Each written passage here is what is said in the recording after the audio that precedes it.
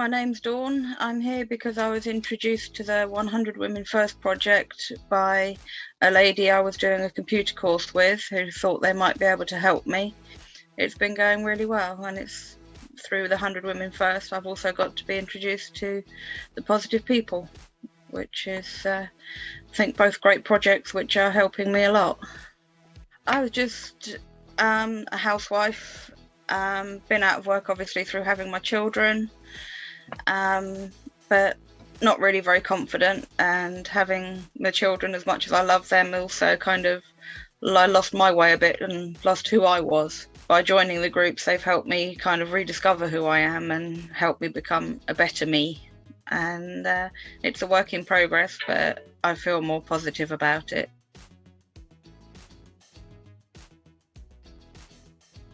It took a long time to think about this one, but I think the best person who inspired me was my nan.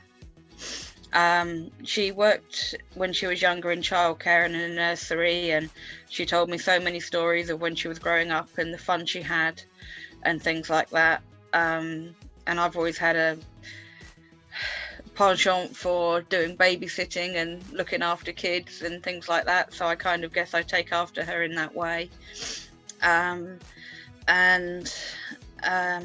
She was got me interested in the proper care of things. And then when she moved down south and settled down with her second husband, she got a job at a company called Solartron. She was there for over 25 years, and every sort of 5 years that she was there, she ended up getting a kind of medal where she was sort of like a ruby, a sapphire, an emerald, a diamond, etc., for all the years' service. So when she left, she actually had a little gold bar with all the little jewels on for all the years of service. And that sort of, to stay at the job and, get so far and do so well always amazed me, and kind of looked up to her for that. And she was also an amazing cake maker, which is a bit of my downfall because unfortunately it made me love cake. So I'm a bit more of a cake monster now because, every time it's, always remember Nan's specials, and it was always a sponge cake with pink icing and crunchy silver balls, and they used to break your teeth if you weren't careful, but it was just the best cake ever. But she sort of like got me interested in baking, and also later on in sewing, because she used to hand make all my school skirts and put lovely pockets on them and pretty hems and everything. So they were a bit more special than what you could just pick up out of the shop. And then it sort of like she got me into doing it, and she got me my own little sewing kit with my little needles and little pins and a little tape measure and everything all done in a little handmade little case. So I think she, kind of did a lot for me. So I think she's probably the most inspiring lady that there is.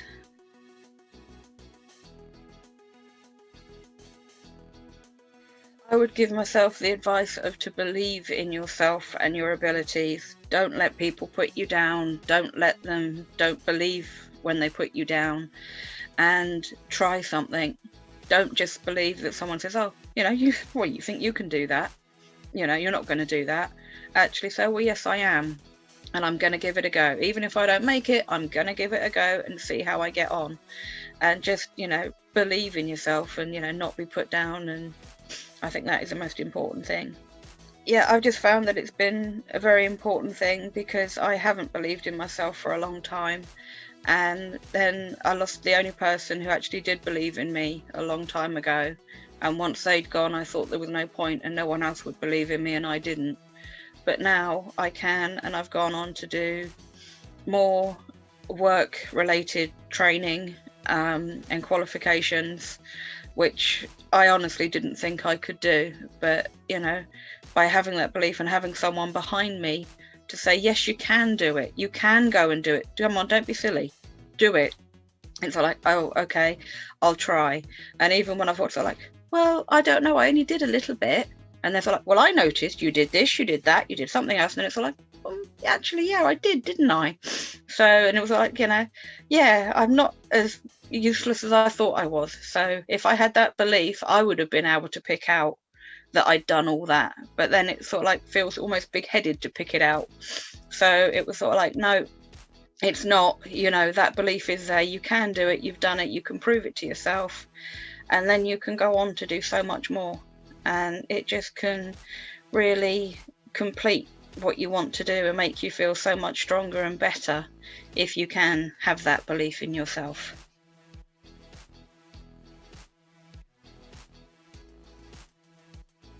Well, I thought about it. There was one that came to mind, but it was a bit sad. And I thought, well, to be honest, it's not really good to have a sad. It's about being positive. So find a positive moment that I would want to relive.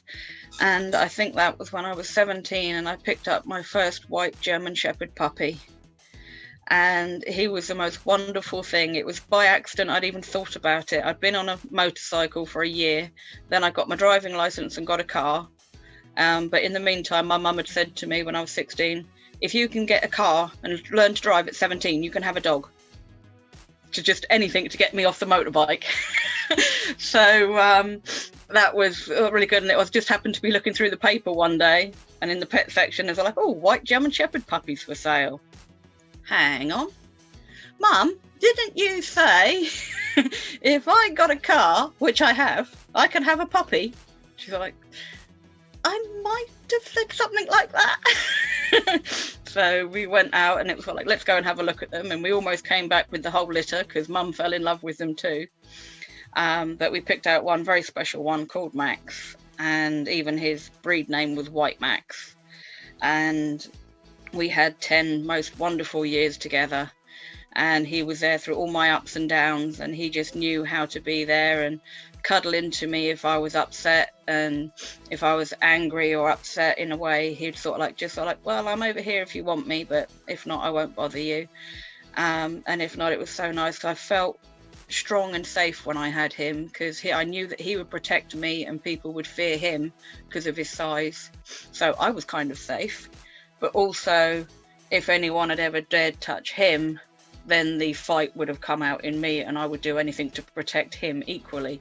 So it felt nice to be able to not kind of have that fear and just like go for a walk anywhere and things like that, which was great for getting out, for getting exercise, seeing the country, getting the fresh air, and just, you know, having some time to relax. So I think that's probably one of the best memories, and that's if I could go back to that moment with all the puppies in the pen, I'd definitely go back there.